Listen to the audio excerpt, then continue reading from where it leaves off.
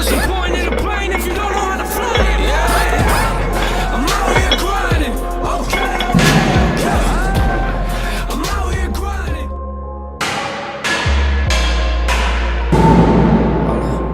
All I do is work. All I do is grind. What's up, gang? Welcome to another episode of The Grind.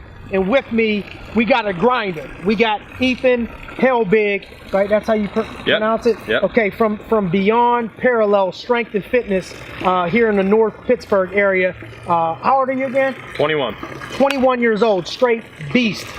Reached out to me a little while back.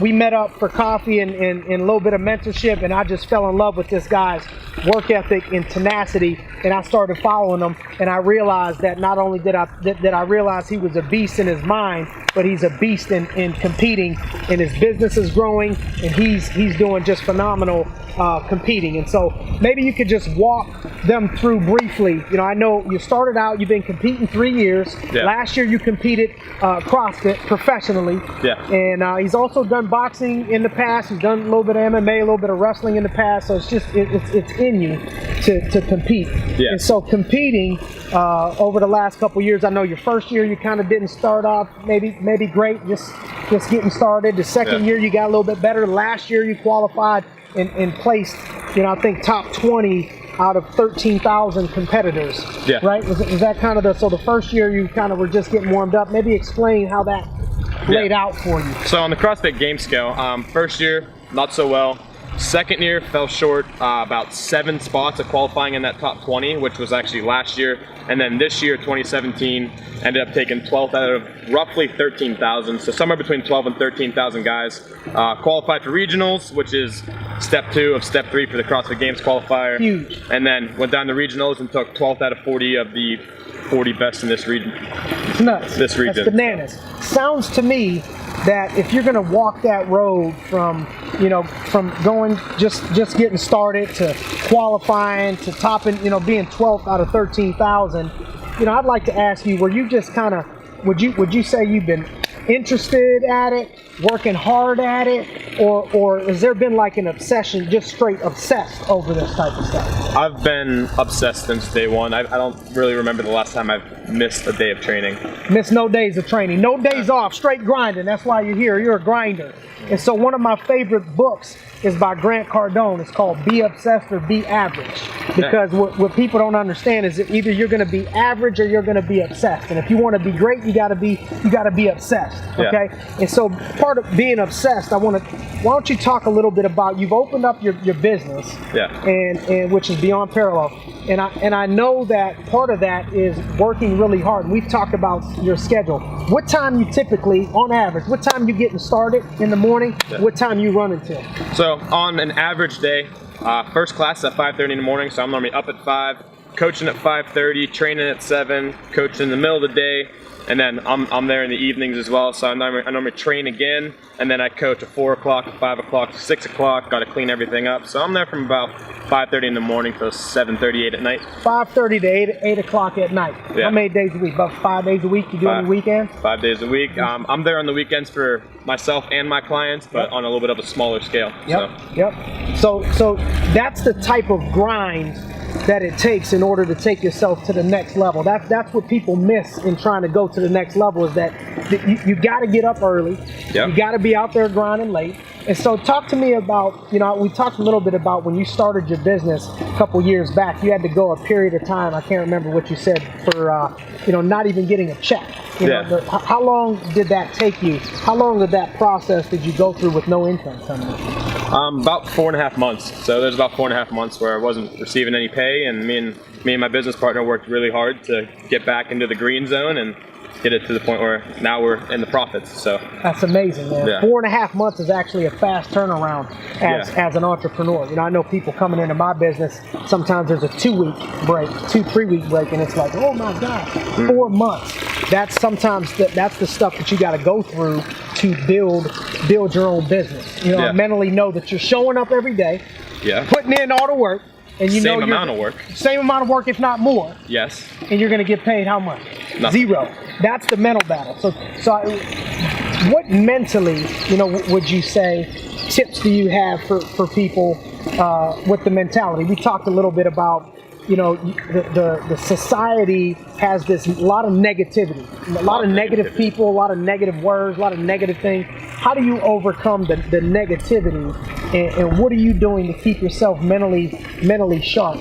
So two things.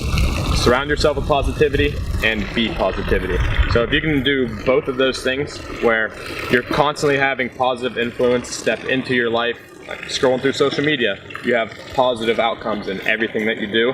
It's going to have you be a positive influence, and then you'll speak positivity into the people around you, and eventually it'll just be a big growth of a positive network. So I mean, it's hard to be positive in a negative society, but if you can surround yourself with the right people and speak the right words, you'll stay positive. What advice would you have for somebody maybe on the grind, getting up early? You know, you mentioned I'm up at 5 o'clock. Yeah. There's got to be some days where you're up at 5 o'clock and you don't really want to be up at 5 o'clock. Maybe your body's telling you that you want to go back to sleep, but your mind has to take over. What advice would you give to somebody out there on the grind that needs to be getting up at 5 o'clock? Because there's probably, let's say there's 1,000 people that want to get up at 5 o'clock in the morning. Tomorrow, it's probably only going to be 100 of them that actually do it. Get up. Okay, wanting to do it and actually doing it, you know, are two different things. How do you do it? What makes you get up mentally, or how do you, is there any system that you have that allows you to do it where most people couldn't do it? I don't make it an option, I make it a priority. So I have to get up that early. I want to get up that early, because if I don't start my day at 5:30, the rest of my day is going to be pushed back, and I want to get everything done that I can. You already start losing the battle in the morning. Yep. When you need to have a victorious day. That makes sense. How about, what advice would you have for somebody that, because if you're training that much, there's going to be points where your body is just exhausted in the middle of your training. Maybe there's a battle between, my body feels tired, but I know I need to push through this, because sometimes when you push through, when you break through, that's how you start to step up. That's how you start to grow. As you break yourself down, you build yourself up. How do you push through? What advice would you give to somebody that's either training for a sport, training for CrossFit, or training for business, that they're tired but they can't push through? What causes you to mentally click? What clicks for you to push through? And how do you do that? Well, for me, it's always being positive and looking at the end goal. Are you going to be more satisfied when you finish, you've achieved it, and now you're in the success zone? Or are you going to be mad at yourself that you quit halfway through what you could have accomplished? Makes sense. Now, do you do any training for your mind? All the time. I actually just started taking a mental health supplement. I'm sharp as ever, so that's been keeping me in the clear. I'm reading books, just like you mentioned, following positive people, so always having a positive influence, listening to podcasts. I'm always trying to learn something from somebody who is at a higher level than I am. So if you ever want to be at their level, you should learn from the guys at the top. Humility and coachability. Yeah. You're feeding your mind just like you're feeding your body, and I find that in a lot of successful individuals, whether it's in CrossFit, in business, in MMA, or whatever. People are feeding their mind. They're training their mind. There's so many people walking around with big bodies, and they don't have a big mind. They're not training their mind, or big mouths, but they're not training their heart. They're not training their spirit. So I noticed that you train your mind a lot as well, man. Yeah. Well, thank you. Thanks for joining us today and this week on The Grind. Anybody in the Pittsburgh area, if you're looking for a great place to train, Beyond Parallel, come see my man Ethan. He's a straight beast, straight grinder representing. And don't forget this week to push past the pain, push past where you're at mentally, win the mental battle, and keep on grinding. Thanks for joining us this week on another episode of The Grind. Looking forward to seeing you all next week.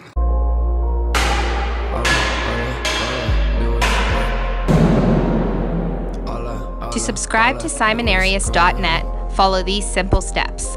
Go to SimonArias.net. On the homepage, scroll down to the bottom. Where prompted, enter your first name along with your best email address and click Join Grind Messages. Thanks for watching.